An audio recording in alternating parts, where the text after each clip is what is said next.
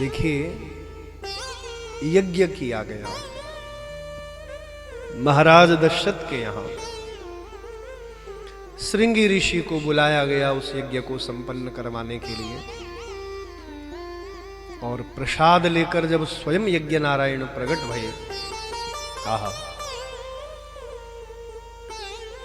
देखो एक बड़ा अद्भुत प्रसंग है। महाराज को प्रसाद दिया है। इस विषय पर कल भी हमने थोड़ा चर्चा की। रामचरितमानस के अनुसार प्रसाद का आधा भाग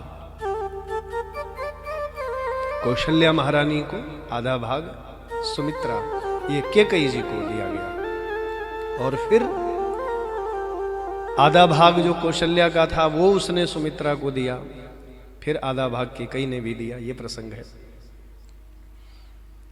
वाल्मीकि रामायण के अनुसार वर्णन है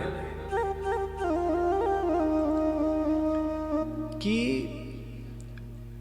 महाराज जब प्रसाद लेकर के आए हैं तो आधा प्रसाद का भाग कौशल्या जी को दिया, फिर जो आधा बचा उसके दो भाग किए, उसमें से फिर आधा सुमित्रा जी को दिया। ये वाल्मीकि रामायण का प्रसंग है। आधा भाग उसमें से सुमित्रा जी को दिया। अब जो आधा भाग है वह कैकेयी को न दे करके उसके भी दो भाग किए, फिर उसमें से पहला भाग कैकेयी जी को, फिर जो दूसरा भाग पुनः दोबारा सुमित्रा जी को दिया। तो ये वाल्मीकि रामायण के अनुसार ऐसा वर्णन है। और कहीं पर ऐसा भी प्रसंग है, देखिए, महाराज तीनों रानियों को बराबर प्रसाद बांटते हैं। तीनों रानियों को बराबर प्रसाद बांटा।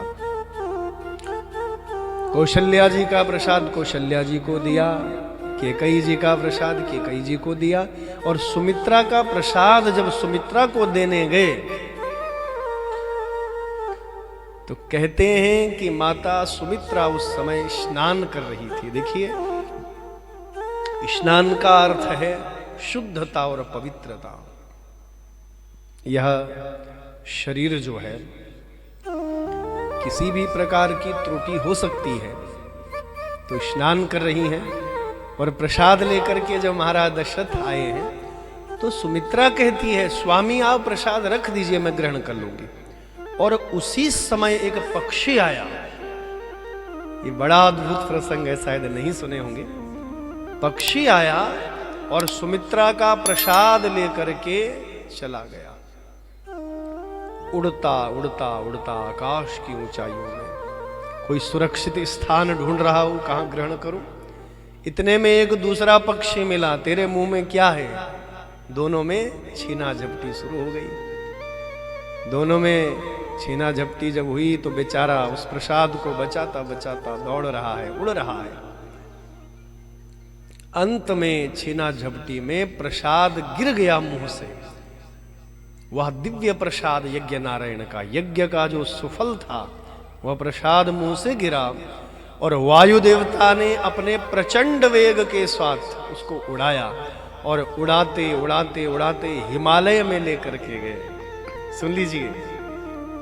और वहीं हिमालय में एक देवी बड़ा कठोर तप कर रही है, आंखें मूंदे हुए महादेव का बड़ा कठोर तप कर रही है। महादेव प्रकट होकर के, प्रसन्न होकर के आए, मांगो क्या चाहिए। तो कहती है, महादेव आप मेरे पुत्र बन जाइए, मैं ऐसा चाहती हूं। तब महादेव ने वह जो प्रसाद गिरा हुआ है, वह दिव्य प्रसाद, उसको उठाया और वह दिव्य प्रसाद उस महारानी को दिया, उस देवी को दिया। और उस देवी ने जब वह प्रसाद ग्रहण किया तो 9वें मास के बाद उस मां के गर्भ से भगवान शिव का अवतार, साक्षात शिव। अब ये देवी कौन है? ये महारानी अंजना है, और उनके पुत्र हनुमंत लाल का प्राकट्य हुआ। बोलिए हनुमान जी महाराज की जय। इसीलिए कई बार भगवान श्री राम हनुमंत को अपना भाई कहकर संबोधित करते हैं। तुम मम प्रिय भरत सम भाई।